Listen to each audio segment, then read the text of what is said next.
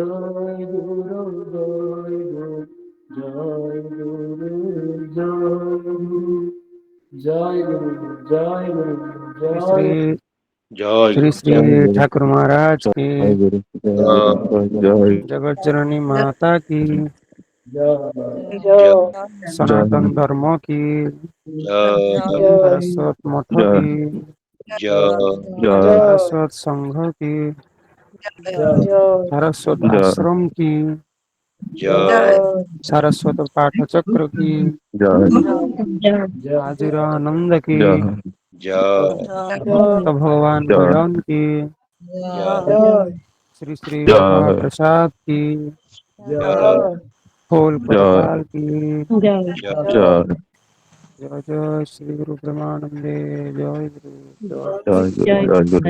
सर्वे भवन्तु सुखिनः सर्वे सन्तु निरामया सर्वे भद्रा सर्वे भद्राणि पश्यन्तु मा कश्चित् दुःखं भवेत्। জয়